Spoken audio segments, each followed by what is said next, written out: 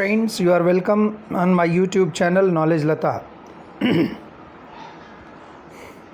If you have not subscribed this channel and you are watching it for the first time, please subscribe the channel so that you can get the notification of my upcoming videos. Today my topic is the Inchcape Rock. Already 2 videos, part first and second, have been published. This is the third part going to be in the line, and hope so that it will facilitate you a lot. Now let us start the explanation of it. Sir Rolf the Rover sailed away.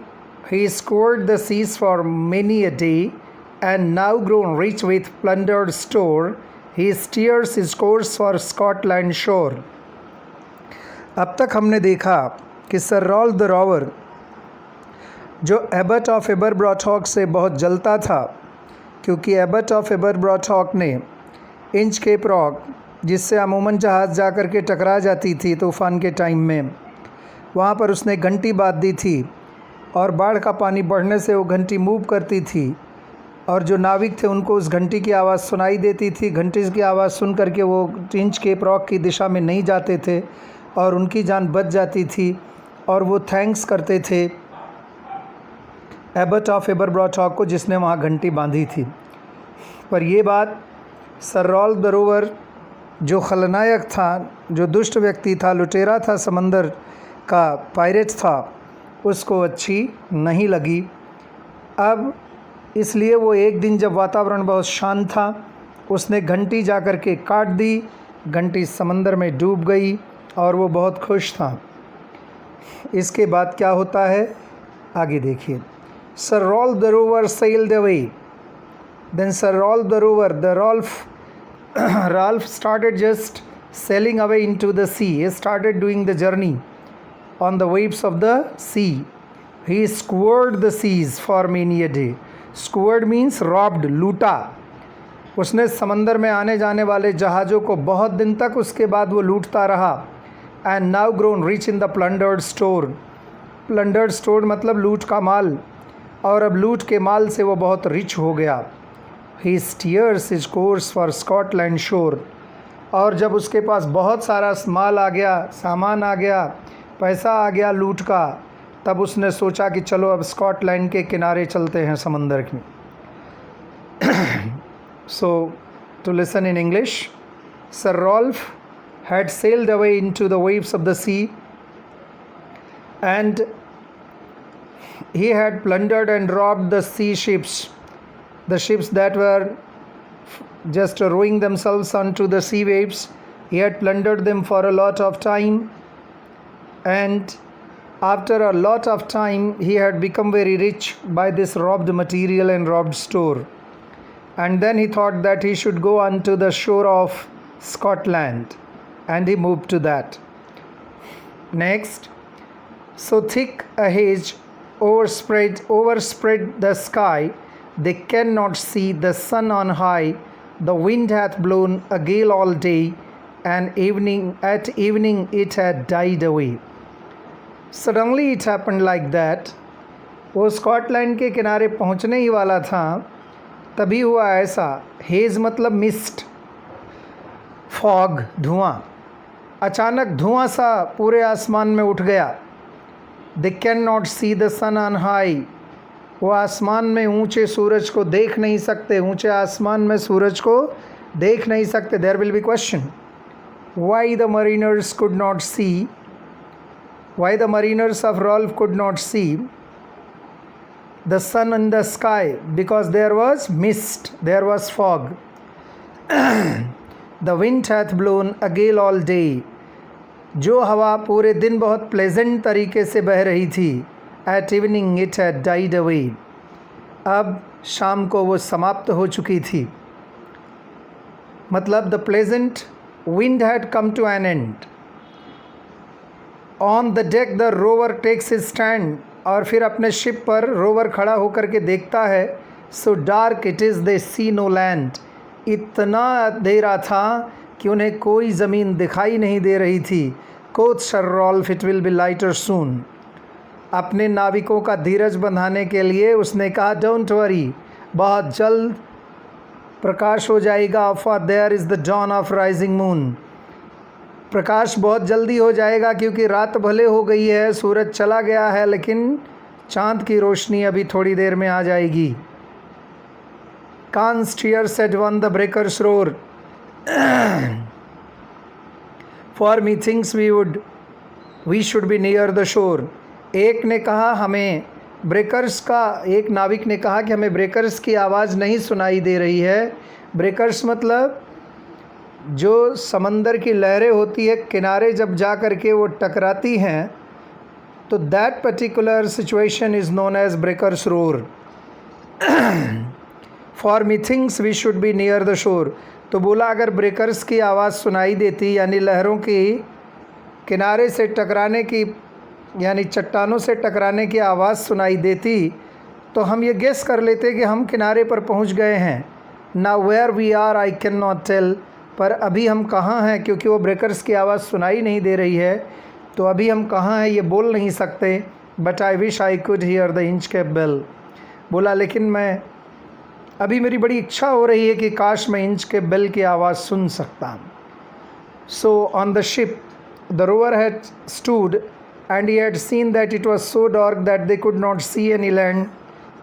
Then, in order to energize his sailors, Sir Rolf had said them with a convincing word that undoubtedly there is a darkness, but very soon there will be light because the moon is going to rise. Then one of the sailors said that I cannot hear the sound of the breaker. As I cannot hear the sound of breaker, that's why I think that we are not near the shore. समंदर का किनारा, शोर. Now where we are I cannot tell. And he said कि as I am not able to hear the breakers roar, that's why I cannot tell exactly where we are. But I wish, he says that he wishes it was so nice if you would have heard the bell sound. They hear no sound, the swell is strong. Though the wind hath fallen, the drift along. उन्हें कोई आवाज़ सुनाई नहीं देती और बाढ़ पानी का जो समंदर का जो पानी था वो टाइड बढ़ता ही जा रहा था। Though the wind hath fallen, they drift along.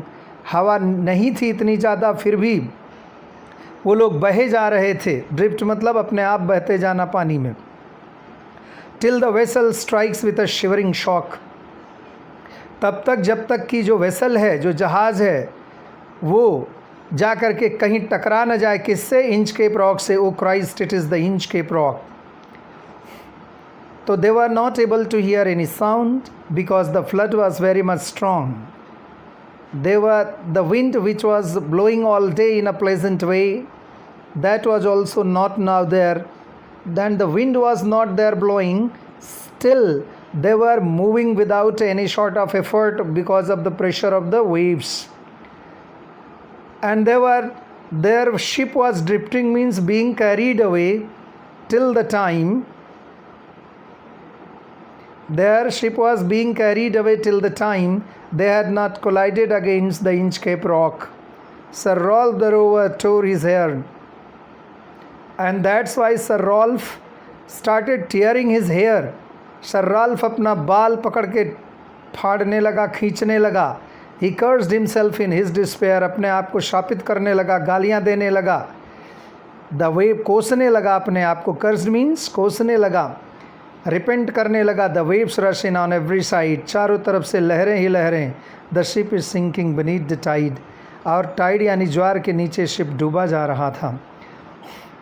The Ralph had become mad. He had knew that he had known that now his end and his sailors end was near. He was cursing himself by tearing his hair that why he had cut the bell. Had the bell been there today he could definitely hear that sound. Waves were all around him, and he was very much scared, and he had seen that his ship was drowning down into the sea. But even in his dying fear, one dreadful sound could the rower hear, a sound as if the Inchcape bell. अपने मरने वाले भय में भी उसे एक आवाज़ सुनाई दे रही थी. और वो आवाज़ घंटी की ही थी। उसे लगा कि इंच के बेल की आवाज़ होगी, पर नहीं, उसने डेविल की पार्टी ज्वाइन कर ली थी। डेविल माने शैतान की पार्टी ज्वाइन कर ली थी। इसलिए नेल का मतलब होता है जब आदमी को डेथ मरने के बाद चर्च की घंटियाँ बजाई जाती हैं, that is known as knell. तो bell that is rung after the death of a particular person into the church is known as knell. तो उसे घंटी की आवाज़ सुनाई दे रही, तो उसे लग रहा था इंच के बेल है। नहीं, ये बेल वो थी जो सैटन बजा रहा था उसके मरने के बाद कि चलो मेरा एक सपोर्टर और बढ़ गया। जो लोग बुरा काम करते हैं वो शैतान की पार्टी में चले जाते हैं और उनका कभी भला नहीं होता। So even when he was dying he was having a fear and still he was expecting the sound of the inch cap bell. Definitely he could hear the sound of the bell, but this was not the sound of inch cap bell.